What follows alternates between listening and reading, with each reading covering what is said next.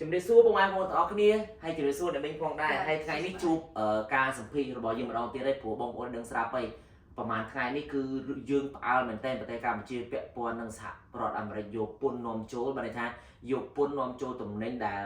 កម្ពុជាយកមកលក់នៅសហរដ្ឋអាមេរិករហូតដល់49%ហើយបើតាមតួលេខហ្នឹងអ្នកមីងយើងមើលទៅឃើញផ្អើលមែនទែនដោយសារច្រើនជាងគេនៅអាស៊ានហើយច្រើនជាងគេនៅលើពិភពលោកទៀតដោយសារប្រទេសទាំងអស់សិតតែជាប់អត្រាពន្ធគយនេះដោយសារគោលនយោបាយថ្មីរបស់លោក Donald Trump ដែលថាគាត់ថាចង់បង្កើនចំណូលឬមួយក៏ធ្វើឲ្យមានជញ្ជីងតុល្យភាពសេដ្ឋកិច្ចដែលទិញចូលនាំចេញរបស់សហរដ្ឋអាមេរិកនឹងឲ្យមានតម្លាភាពជាមួយនឹងសហរដ្ឋអាមេរិកព្រោះនឹងជាគោលនយោបាយរបស់សហរដ្ឋអាមេរិកប៉ុន្តែពេលដែលដំឡើងពន្ធអញ្ចឹងទៅប្រទេសកម្ពុជាយើងផ្អើលឲ្យប្រជាពលរដ្ឋមួយចំនួនគាត់យល់ដែរថាអូពេលដែលឡើងអញ្ចឹងច្បាស់ជាមានការប៉ះពាល់ដល់ជីវភាពប៉ះពាល់ដល់អ្នកទៅផលិតនៅក្នុងប្រទេសកម្ពុជានឹងអាចប្រឈមនឹងការបិទរោងចក្រអីគាត់ចេះតែផុសនៅលើ Facebook គាត់ចេះតែបញ្ចេញគំនិតគាត់ចង់និយាយថាឲ្យខ្មែរយើងធ្វើអីខុសបានលោក Donald Trump ធ្វើអញ្ចឹងចង់ឲ្យអ្នកមាននិយាយពីទូទៅបន្តិចតើរូបភាពទាំងអស់ហ្នឹងតើកើតឡើងដោយសារអីហើយអ្នកមានយល់ឃើញយ៉ាងម៉េចដែរជាទូទៅគឺជាការចាត់វិធានការគោលនយោបាយសេដ្ឋកិច្ចរបស់លោក Donald Trump ដែលគាត់បានសន្យាជាមួយនឹងអ្នកដែលបោះឆ្នោតជូនទៅគាត់បាទអញ្ចឹងគាត់បំពេញនៅអ្វីដែលជាការសន្យាគាត់ចង់ឲ្យ America First គឺប្រទេសអាមេរិកគឺលេខ1មុនគេផលប្រយោជន៍អីគឺសម្រាប់ប្រទេសអាមេរិកទាំងអស់នឹងគឺនយោបាយរបស់លោក Donald Trump បាទក៏ប៉ុន្តែយើងកុំភ្លេចថាប្រទេសណាក៏ដោយនៅទូទាំងសកលលោកបាទសកលលោកគឺជាដូចជាមហាគ្រួសារមួយអញ្ចឹងបាទណារស់នៅជាមួយគ្នាទាំងសេដ្ឋកិច្ចទាំងនយោបាយទាំងសង្គមរស់នៅជាមួយគ្នាយើងប៉ុន្តែយើងជាឪពុកយើងជាម្ដាយយើងមានកូនយើងមានចៅតែឪពុកម្ដាយធ្វើសេចក្តីសម្រេចអីមួយវាច្បាស់ជាប៉ះពាល់កូនចៅយើងហើយបាទត្រូវចាហ្នឹងទីមួយដូចជាយើងមើលអញ្ចឹងចុះបាទហើយហ្នឹងគឺយើងដឹងហើយលោក Donald Trump គាត់ជាអ្នកដែលមានសេចក្តីក្លាហានចុះនៅក្នុងការចាត់វិធានការទាំងខុសផ្លូវច្បាប់ត្រូវផ្លូវច្បាប់គាត់អត់មានបារម្ភទេបាទចាក៏ប៉ុន្តែយើងប៉ះពាល់ដល់ស្រុកយើងវិញណាបាទនិយាយពីទៅស្រុកតែស្រុកណាក៏ប៉ះពាល់ដែរមិនតែកម្ពុជាយើងទេប៉ះពាល់ទាំងអស់គ្នាបាទឥឡូវភ្លាមយើងដឹងមីងតាមដាន BBC CNN គ្រប់កន្លែងទាំងអស់ទូទាំងសកលលោកឥឡូវនៅកំពុងប្រជុំនៅប្រ៊ុកសែលបាទខាងអឺរ៉ុបគេប្រតិកម្មចិនប្រតិកម្មដាក់30%ទៅអាមេរិកភ្លាមបាទខាងអឺរ៉ុបគេកំពុងតែគិតគូរបាទឡាក់នឹងឡាក់ឥឡូវចូលដល់ប្រទេសកម្ពុជាយើងបាទហើយបងប្អូនប្រជាពលរដ្ឋជាពិសេសកម្មករកម្មការឌីក្មួយព្រួយបារម្ភជាការត្រឹមត្រូវបាទឃើញគាត់ព្រួយបារម្ភហើយគាត់ត្រឹមត្រូវដល់ពេលចេញព័ត៌មានអញ្ចឹងគាត់ដឹងទេណាមិញឥឡូវគាត់ដឹងប៉ុន្តែគាត់បែបគាត់ថាគាត់ចេញបញ្ចេញមតិបានត្រឹមកម្រិតហ្នឹងណាមិញបាទទីមួយក្នុងការផុតប៉ះពាល់នេះនៅគេនឹងចាប់ពីថ្ងៃ9ខែមេសាខាងមុខនេះហើយខែ4ណាថ្ងៃនេះថ្ងៃទីប្រហែលថ្ងៃទី4ថ្ងៃទី5ថ្ងៃទី5ថ្ងៃទី4ច្រឡំថ្ងៃទី4អញ្ចឹងនៅសល់តែមិនដល់មួយសប្តាហ៍ទេហើយយើងឃើញថាលោកហ៊ុនម៉ាណែតបានសរសេរទៅលោក Donald Trump ដើម្បីឲ្យមានការចរចានេះជាការត្រឹមត្រូវប្រទេសណាក៏គេចរចាដែរជាការត្រឹមត្រូវនៅក្នុងការចរចាយើងត្រូវថាទីមួយគោលការណ៍របស់ Donald Trump យើងបាននិយាយហើយគាត់ចង់ឲ្យមានតុល្យភាពរវាងផលិតផលរបស់តែទៅប្រទេសអាមេរិករបស់ចូលមកប្រទេសកម្ពុជាវិញឲ្យវាមានតុល្យភាពប្រទេសកម្ពុជាយើងទូមិនក៏មិនអាចតុល្យភាពបានទេបាទអីពីអាមេរិកចាពលរដ្ឋក៏គាត់ឆ្ងល់ដែរថាយកពន្ធពីអាមេរិកតើតំណែងអីខ្លះដែលអាមេរិកយកទៅលក់នៅប្រទេសកម្ពុជាអញ្ចឹងអ្នកខ្លះគាត់ដឹងអញ្ចឹងហើយគាត់មិនដែលដឹងថាអូពេលយកមកលក់នៅអាមេរិកគេយកពន្ធរបៀបម៉េចទេតើតែឥឡូវព័ត៌មានក្តៅមែនតើគាត់ចាប់ផ្ដើមយល់ដឹងអំពីជុំមានការយកពន្ធចេះយកពន្ធចោះទៀតចាវាពីមួយថ្ងៃទៅថ្ងៃគាត់យល់ដឹងតែម្ដងតែហ៊ុនលោកហ៊ុនសែនចាប់ផ្ដើមកុហកពលរដ្ឋលេខបានទេណាដែលមានសង្កេតឃើញទេបាទហើយអានេះយើងឃើញថានេះជាទនកម្មសេដ្ឋកិច្ចមួយមកដល់ប្រទេសកម្ពុជាក៏ដូចជាទូទាំងសកលលោកតែជាមួយគ្នានេះដែរបងរងគឺជាការដែលធ្វើឲ្យយើងឈប់គេងលក់ភ្ញាក់ឡើងវាមិញគាត់ថារបបដឹកនាំរបស់ក្រុមគ្រួសារហ៊ុនសែនហ្នឹងគេងលក់ណាមិញហើយសេដ្ឋកិច្ចហ្នឹងបាទយើងដឹងហើយតាំងពីសម័យសម្ដេចក្រមព្រះបាទលោកប្រធានសំរងស៊ីគាត់ជាអ្នកសេដ្ឋកិច្ច ចឹង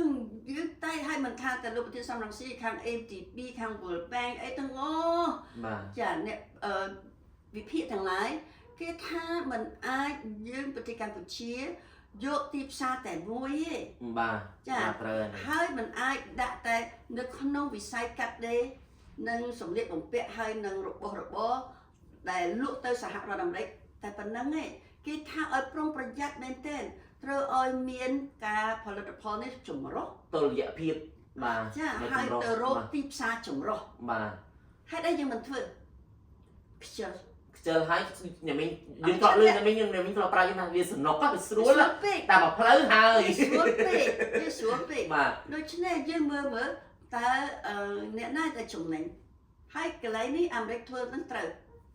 ពីព្រោះយើងដឹងហើយផលិតផលដូចជាអាវសម្លៀកបំពាក់អីទាំងប្រមាណហ្នឹងទោះបីគ្រាន់តែលេវមួយអំបោះមួយស្រសៃក៏មកពីប្រទេសចិនដែរអញ្ចឹងត្រូវហើយណាអញ្ចឹងផលិតផលទាំងការផលិតនេះពិតជាវាផលិតនៅប្រទេសកម្ពុជាហើយយកញើសឈាមពលករកម្លាំងថោកបំផុតពីប្រទេសកម្ពុជាតែចំណេញឥឡូវនាំចូលអីក៏ចេញលក់ចិនលក់បំបោះលក់អីមកទាំងអស់ណាចំណេញអាហ្នឹងមួយយ៉ាងហើយចិនយកទីផ្សារអាមេរិកតាមរយៈប្រទេសកម្ពុជាមិនប្រទេសកម្ពុជាមកប្រទេសមួយចំនួនទៀតដែលជាប់ពន្ធគយហ្នឹងគឺអ្នកសេដ្ឋកិច្ចអាមេរិកគឺមើលឃើញអញ្ចឹងបានគេដាក់ពន្ធទៅប្រទេសតូចៗហ្នឹងដើម្បីឲ្យព្រោះគេដឹងថាតាមពិតប្រទេសហ្នឹងគឺចិនទេនៅក្រោយចាអញ្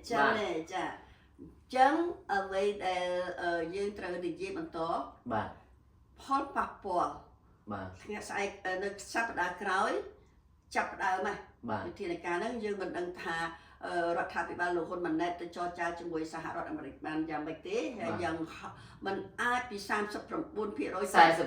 សំទោស49ដល់ចាស់ចំ0ឬ5ឬ10ឬ20វាមិនអាចទេណាវាពីព្រោះយើងអត់មានអី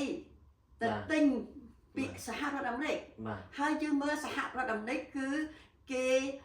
រឿងចិនជាមួយប្រទេសកម្ពុជាគឺពេលហ្នឹងគេវាយយកចិនគឺនៅលើទឹកដីកម្ពុជា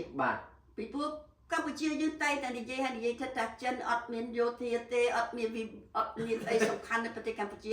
អាមេរិកគេបានប្រមានយូរហើយត្រូវនៅវិញនេះដូចបើយើងឧទាហរណ៍ដូចរបៀបម្ដាយឲ្យលុយកូនឲ្យកូនស្ដាប់តាមអញ្ចឹងលេងឲ្យលុយចាយហ្នឹងយើងឧទាហរណ៍ងាយស្រួលអញ្ចឹងប្រទេសកម្ពុជាយើងគួរតែរៀនមើលចាប់ផ្ដើមមើលថាទំនោររបស់សហរដ្ឋអាមេរិកគឺចាប់ផ្ដើមផ្លាស់ប្ដូរហើយខ្ញុំជឿថាអាណត្តិនេះយើងមើលទៅផ្លាស់ប្ដូរខ្លាំងមែនទែនអាណត្តិក្រោយទោះគណៈបកណាឡើងមកក៏ផ្លាស់ប្ដូរតិចវាទៅអញ្ចឹងហីព្រោះអ្វីដែលជា system របស់សហរដ្ឋអាមេរិកវាចាប់ផ្ដើមទៅរបៀបអញ្ចឹងណាមីអញ្ចឹងបានន័យថាយើងត្រូវប្រយ័ត្នប្រយែងក្នុងការធ្វើការងារការទូតឲ្យមួយអាទិត្យនេះយើងដឹងថាច្បាស់ហើយរដ្ឋាភិបាលណាក៏រងសម្ពាធដែរនៅពេលដែលចង់ចរចាជាមួយនឹងសហរដ្ឋអាមេរិកប៉ុន្តែតើយើងធ្វើយ៉ាងម៉េចដើម្បីឲ្យចំណេញប្រទេសជាតិយើងជាធំមុនណាខ្ញុំជឿជាក់ថាហ្នឹងវាអាចងាយស្រួលជាងដែលយើងអានេះមិនដោះក្នុងមួយថ្ងៃបានទេបងទី1ត្រូវមានឆន្ទៈនៃអ្នកដឹកនាំឆន្ទៈនយោបាយណាហើយនឹងការចំណេះដឹងការវាងវៃនៃអ្នកដឹកនាំនៅក្នុងផ្នែកសេដ្ឋកិច្ចមិនថាតែអ្នកដឹកនាំទេអ្នកដែលសេដ្ឋកិច្ចទាំងប្រមាណក្រសួងដែលពាក់ព័ន្ធទាំងប្រមាណ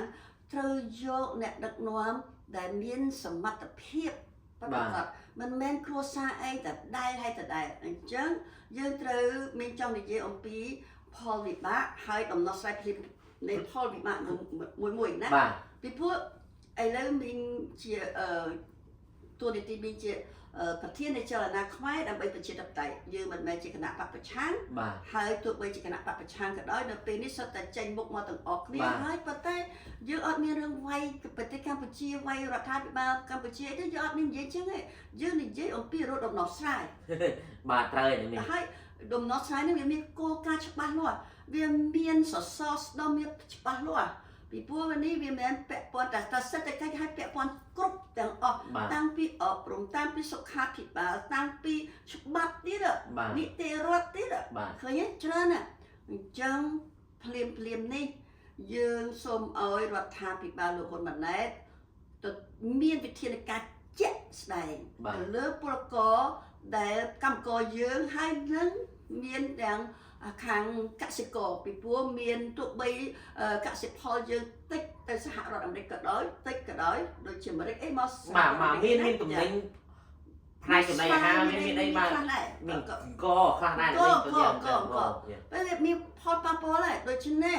យើងមើលតើពលកម្មករយើងបានមួយខែ250ដល់280អីចឹងចុះហើយថែម overtime ទៀតវាអាចថា300 400ចាស់ថាបាទអស់ maximum ចាតែនៅក្នុងនឹងអស់ភ្លាមយើងដឹងហើយក្នុងឈ្នួលរបស់គាត់ហ្នឹងតម្លៃហ្នឹងគឺការរស់នៅប្រចាំថ្ងៃរបស់គ្រួសារគាត់ហើយគ្រួសារកម្មករមួយយ៉ាងហោចណាស់ក៏មាន4នាក់ដែរបាទត្រឹមត្រូវអាហ្នឹងមកអាហារណា4នាក់ចិញ្ចឹមបាទហើយនៅសេវាសុខភាពទៀតបាទគាត់មានអាចថាគាត់មានបងបសបអីហ្នឹងណាចាតែប៉ុន្តែសម្រាប់តែកម្មករហ្នឹងតើបាទកូនចៅគាត់ឪពុកម្ដាយគាត់មានណាអត់មានទេហ្នឹងហើយទី3រឿងបារម្ភបំផុតគឺការរៀនសូត្រនៃកូនចៅរបស់គាត់វាធ្វើឲ្យយើងអន់ថយតែធម្មតាតែសេដ្ឋកិច្ចយើងចុះហើយយើងទៅដើរថយក្រោយទាំងអស់កាត់បន្ថយទាំងអស់កាត់មុនមកហូបអាហារកាត់ឧទាហរណ៍ទទួលទានញ៉ាំ3ពេលអាចញ៉ាំនៅសល់2ពេលហើយ2ពេលនោះអាចកាត់ទំកាត់បរិមាណទៀតអញ្ចឹងទៅអាហ្នឹងវាទឹកប្រទេសគេរីចម្រើនមែនតើដូចសិង្ហបុរីប្រទេសដូចនៅសហគមន៍អឺរ៉ុបមួយចំនួនសហរដ្ឋអាមេរិកក៏ដោយគឺគេព្យាយាមគិតអញ្ចឹងព្រោះអាហ្នឹងវាពាក់ព័ន្ធនឹងការលូតលាស់នឹងការចេះដឹងរបស់ពលរដ្ឋរបស់គេដែរវាមិនមែនគិតតែពីរៀនទេរបបរស់នៅរបបចំណីអាហារហ្នឹងសិតតែពាក់ព័ន្ធមួយការលូតលាស់របស់ប៉ុន្តែការបារម្ភបំផុតបំណុលបំណុលមកនិយាយពីស្រុកខ្មែរវិញបំតើអស់ការងារធ្វើនេះវិញឥឡូវបើចាប់អារម្មណ៍វិញបើនិយាយរឿងបំណុលវិញពីដើមមកអ្នកជាពាក់បំណុលក៏មានលុយសងដែរឧទាហរណ៍ព្រោះអាសេដ្ឋកិច្ចហ្នឹងវិលជុំគាត់បើកលុយគាត់យកលុយទៅទិញកៅអៅសឹកយកពាក់ញ៉ាំអាហារទេថាថ្ងៃសៅរ៍ខែលីគាត់បានជប់លៀងឬទៅញ៉ាំកាទៀវដែរដល់ឥឡូវហ្នឹងសប្តាហ៍ហ្នឹងដែលគេមិនទាន់នឹងដាក់ពន្ធគយខ្លាំងយ៉ាងផងគាត់មិនហ៊ានញ៉ាំកាត់បន្ថយការទិញកៅអៅកាត់បន្ថយការដើរលេងធ្វើឲ្យពាក់ព័ន្ធជាមួយនឹងអាជីវករអីហ្នឹងគឺលុកលែងដាច់ទេតែពេលឥឡូវថែមមកកម្រិតទៀតខ្ញុំគិតថាវែងទៅកាន់តែឆ្ងាយដើរកាន់តែថយក្រោយបាទហើយយើងមើលនេះនិយាយថាតែកម្មករណាមិនមែនតែកម្មករអ្នកលក់ដូរនៅតាមរោងចក្រយើងដោះហើយណាសិតតែអ្នកលក់ដូរកប៉ិកប៉ុកបំផុតចាបើសិនជាតូបគាត់នឹងក៏តូបតិចតួចដែរហើយណាយើងមើលអ្នកលក់បាយតាមចិញ្ចើមថ្នល់នេះយើងឃើញវេទនាមែនទេអ្នកទាំងអស់នឹងអស់អស់សេដ្ឋកិច្ចអញ្ចឹងយើងត្រូវធ្វើម៉េចរដ្ឋាភិបាលលោកហ៊ុនម៉ាណែតត្រូវតែនិយាយជាមួយធនាគារជាមួយក្រុមហ៊ុនហិរញ្ញវត្ថុភ្លាមគឺព្យួរនៅការសងបំណុលព្យួរយើងអត់មាននិយាយថាអត់ឲ្យសងទេព្យួរជាបន្ទាន់យើងបាននិយាយតែពីពេលកូវីដម្ដងហើយគេអត់ស្ដាប់ណាឥឡូវនេះលើកកូវីដទៅតែគ្នាទៅដល់ងើបពីកូវីដហ្នឹងបាទពេលឥឡូវមកដាក់មកតាមនេះធំមែនតើណាអញ្ចឹងរដ្ឋាភិបាលលោកហ៊ុនម៉ាណែតត្រូវតែហ៊ានដោះស្រាយទៅនៅអត់ទេវិបត្តិសេដ្ឋកិច្ចហ្នឹងប្រជាពលរដ្ឋមិនអាចរស់បានទេអញមានជាការព្យួរហ្នឹងគឺអត់ប៉ះពាល់ច្រើនទេព្រោះអីធម្មតាធនាគារមួយគាត់មានទុនបំរុងរបស់គាត់ទេនៅពេលដែលគាត់ជួចំណេញប្រវត្តិព័ន្ធមានពីមុនមកហើយធម្មតាក្រុមហ៊ុនណាក៏គេមានប្រាក់ដង្កល់សម្រាប់អាហានិភ័យហ្នឹងដែរអញ្ចឹងឥឡូវហ្នឹងអាហានិភ័យធំបំផុតហ្នឹងគឺពលរដ្ឋទូទាំងប្រទេសទេអញ្ចឹងគួរតែព្យួរពលរដ្ឋឲ្យបាន3ខែអីសិនហើយចាំមានគិតបន្តទៀតប៉ុន្តែយ៉ាងហើយបើថាមិនទូទាំងប្រទេសទេប៉ុណ្ណឹងយើងយកត្រឹមតែកម្មករនេះចោលអញ្ចឹងក៏បានបាទពលរដ្ឋវាដល់កន្លែងហ្នឹងមុនគេបាទត្រឹមត្រូវទេមីងយ៉ាងហោចណាចាហើយដល់ទី2យើងត្រូវនិយាយអំពីសេវាសុខភាពបាទត្រូវតែឈប់ជាហើយនៅពេលនេះគឺនិយាយអំពីការរៀបចំមូលដ្ឋានរបស់ប្រទេសកម្ពុជាហ្នឹងណាគឺបញ្ចប់នៅអំពើពុករលួយបាទមានអាមេរិកស្អប់មែនតើតែប៉ុន្តែការយកពន្ធនេះហ่ะបើយើងមើលទៅដូចអាមេរិកយករឿងរ៉ាវទាំងអស់យកមកដាក់ឲ្យយើងចឹងថាភ្ញាក់ទៅភ្ញាក់ឡើងហើយឥឡូវបើយើងគិតមើលរបបលោកហ៊ុនសែនចង់ឲ្យអ្នកនិយាយរឿងនឹងតិចព្រោះវាពាក់ព័ន្ធច្រើនណាស់មិនតែសេដ្ឋកិច្ចដូចតែទីហោឥឡូវគាត់ចាប់ដើមចរចាគឺការទូទៅហើយចង់ឲ្យលោកហ៊ុនម៉ាណែតគាត់ស្គាល់លោក Michael Rubio បន្តិចថាលោក Michael Rubio ជាមនុស្សបែបម៉េចដើម្បីគីឡូគាត់ស្គាល់គាត់ជាប់ដេកលក់ទៅគាត់អត់ស្គាល់លោក Michael Rubio តែវិញ Marco Rubio យើងដឹងហើយគឺជាអ្នកដែលការពារលទ្ធិប្រជាធិបតេយ្យ បាទ ហើយពីព្រោះលោក Marco Rubio ដែលជាអតីតសមាជិកព្រឹទ្ធសភាឥឡូវជារដ្ឋមន្ត្រីក្រសួងការបរទេសនៃសហរដ្ឋអាមេរិក បាទ កំណើតរបស់គាត់គឺគាត់មកពីគូបា បាទ ដូច្នេះគាត់ដឹង បាទ ថាអំណាចផ្ដាច់ការយោធាទាំងឡាយហ្នឹងយ៉ាងម៉េចគាត់ដឹង បាទ ជាងគាត់បានបញ្ចេញឆន្ទៈឆ្ពោះជាមួយយើងពីរដងឯង បាទ នៅក្នុងការពង្រៀនច្បាប់ស្ដីអំពីសិទ្ធិមនុស្សនិងលទ្ធិប្រជាធិបតេយ្យ នៅ នៅ ប្រ ប្រ ទេស ទេសកម្ពុជា បាទច្បាស់ហ្មងអាហ្នឹងយើងដឹងហ្មងថាគាត់ដឹងរឿងខ្មែរច្បាស់ ហើយថ្មីថ្មីនេះពេលគាត់ឡើងមកហើយគាត់បានបញ្ជាក់ទៀតថាគាត់ដឹងរឿងខ្មែរច្បាស់ណាស់ បាទ រឿងសិទ្ធិមនុស្សនៅប្រទេសកម្ពុជាណាអញ្ចឹងវាពាក់ព័ន្ធណាដល់ពេលយើងថាទៅចរចារឿងសេដ្ឋកិច្ចទោះបីយ៉ាងម៉េចក៏ដោយវាចុងក្រោយពីនិយាយអំពីចិនហើយ បាទ សហរដ្ឋអាមេរិកនឹងនិយាយអំពីចិន បាទ ពីព្រោះនៅក្នុងរឿងចិននេះយើងដឹងហើយសហរដ្ឋអាមេរិកគេនិយាយមុន America first ហើយនៅ America security បាទ គឺសន្តិសុខនៃសហរដ្ឋអាមេរិក បាទ សន្តិសុខនៃសហរដ្ឋអាមេរិកគឺសំដៅទៅលើការពាក់ព័ន្ធជាមួយយោធាចិនហើយស្អែកខាងស្អែកហ្នឹងលោកឈីជីនពីងទៅអីសម្ពោធអីណារត់ទៅនៅកំពង់សោមនៅរាមណាសិតតែរឿងយោធាចិនទាំងអស់ បាទហើយគាត់មិនត្រឹមតែមកប្រទេសកម្ពុជាគាត់ទៅម៉ាឡេស៊ីគាត់ទៅប្រទេសមួយចំនួនទៀតនៅក្នុងអាស៊ានយើងហ្នឹង ចាចាឥឡូវពេលនេះរវាងអាហ្នឹងបាននិយាយថាតើលោកហ៊ុនម៉ាណែតណាយើងឈប់និយាយលោកហ៊ុនសែនណា បាទ និយាយលោកហ៊ុនម៉ាណែតពីពួកអ្នកទទួលខុសត្រូវថ្ងៃហ្នឹងគឺលោកហ៊ុនម៉ាណែតឲ្យចេញពីចំណងរបស់ឪពុកមកបង្ហាញមកជាឱកាសល្អមែន បាទ ទេ ហើយគាត់រៀននៅអាមេរិកគាត់គួរតែយល់ពីប្រព័ន្ធរបស់សហរដ្ឋអាមេរិកយើង ហើយយើងនឹងគ្រប់គ្រងបើគាត់ហ៊ានចេញមកបង្កើនជាភ្លាមរឿងការកែតម្រង់ទាំងប្រមាណឲ្យស៊ីជម្រៅ បាទ អំពើពុករលួយណានៅគ្រប់ក្រសួងទាំងអស់នៅប្រព័ន្ធទាំងអស់ហើយចាប់ដើមពីខាងលើចាប់ដើមពីក្រុមគ្រួសារគាត់ចាប់ដើមពីអ្នកដឹកនាំខាងលើមកកុំយកតែខាងក្រោមគេបោះសម្អាតគេបោះពីលើ បាទ មែនទេអាហ្នឹងទី1ទី2បងចំហបើកទៅទ្វារលទ្ធិប្រជាធិបតេយ្យហ្នឹងមីងបារម្ភបងរងមីងបារម្ភខ្លាចស្អែកខាងស្អែកណាពលរដ្ឋយើងគាត់ស្រែកគាត់ធ្ងោអីចាប់គ្នាចូលគុកទៀតទៅ សង្ស័យដែរណាមែនតែយើងចាំមើលទាំងអស់គ្នាតទៀតបាទ សូមអាណិតបេតាគុំ បាទ ទុកឲ្យពលរដ្ឋគាត់បញ្ចេញមតិទេគាត់មិនដឹងយកទៅផ្ដួលរបបយ៉ាងម៉េចទេ បាទ គាត់យ៉ាងហើយគាត់បានធូរទ្រង់គាត់ដែរ បាទ គាត់ទៀមទាឲ្យមានការរស់នៅឲ្យបានឥឡូវជប់និយាយពីសំរុំឲ្យបានរស់មើលអត់ទេគាត់រត់ទៅណាទៀតគាត់រត់ទៅថៃទៀតហើយ ហើយថៃខ្លួនឯងហ្នឹងឥឡូវកំពុងតែរងសម្ពាធដូចគ្នាគេប្រយ័ត្នប្រយែងណាស់បាទ អត់រួចទេ បាទ រកដោះស្រាយបញ្ហាជាតិដល់ពេលនេះគេយើងនិយាយថាទនកម្មសេដ្ឋកិច្ចពី Donald Trump វាអយុត្តិធម៌ក៏ប៉ុន្តែជាពេលវេលាដែលលោកហ៊ុនម៉ាណែតហ៊ានបញ្ចេញនៅស្នាដៃមកហើយយើងនឹងគ្រប់គ្រង បាទ ហើយប៉ុន្តែកុំធ្វើម្នាក់ឯងធ្វើឲ្យមានសង្គមស៊ីវិលគេចូលរួមផងឲ្យពុស្ដាប់ប្រជាពលរដ្ឋផងហើយពួកយើងជាខ្មែរដូចគ្នានេះ បាទត្រឹមត្រូវ ឥឡូវនេះឃើញអ្វីដែលតិចទៀត KMD នឹងធ្វើសេចក្តីថ្លែងការណ៍របស់យើងវិភាគវែងឆ្ងាយ បាទ កាយតម្រង់វិស័យគ្រប់វិស័យទាំងអស់ហើយសំខាន់រឿងអប់រំចាប់ផ្ដើមវិនិយោគទៅវិស័យអប់រំទៅ បាទ ហើយកុំឲ្យគេដាក់របាយការណ៍អីគឺបដិសេធរបាយការណ៍អីមិនល្អបដិសេធអកបិបដិសេធហ្នឹងជំងឺយើងមានរបេងហើយយើងមានមហារីកហើយវាផ្ទុះហើយ បាទ ចាប៉ុន្តែអត់ទាន់ស្នាប់ទេបើសិនជាយកប្រជាពលរដ្ឋជាធំ បាទ យកផលប្រយោជន៍ជាតិជាធំ បាទ ណាចឹងសរុបមកមីងអត់ចង់និយាយយូរខ្ញុំអត់ចង់និយាយយូរប៉ុន្តែខ្ញុំនឹងធ្វើវិភាគបន្តទៀតពីព្រោះរឿងនេះពាក់ព័ន្ធច្រើនណាស់បងប្អូនពាក់ព័ន្ធច្រើនហើយជាពេលវេលាដែលយើងស្ដារលទ្ធិប្រជាធិបតេយ្យ បាទ ជាពេលវេលាដែលនេះរឿងឥឡូវជំរឿសរបស់លោកហ៊ុនម៉ាណែតគឺអីសូមគុំយកជំរឿសតែចិនតែមួយ បាទ ឥឡូវនៅមានទីផ្សារអឺរ៉ុប អឺរ៉ុបតែអឺរ៉ុបគេនឹងគេក៏គម្រាមដាក់ អឺរ៉ុ ដ ប កប្រព័ន្ធអនុគ្រោះពន្ធដែរ គេនឹងដាក់ទៀតដូច្នេះប៉ុន្តែអឺរ៉ុបនៅចរចាបានចរចានៅក្នុងការបើកឲ្យទៅដោះលែងអ្នកទោសនយោបាយមក បាទពួកអឺរ៉ុបជ័យច្បាស់ជាងអាមេរិកទៅទៀតរឿងហ្នឹងណាមីងប្រព័ន្ធលើប្រព័ន្ធអនុគ្រោះពន្ធហ្នឹងណាមីង ចា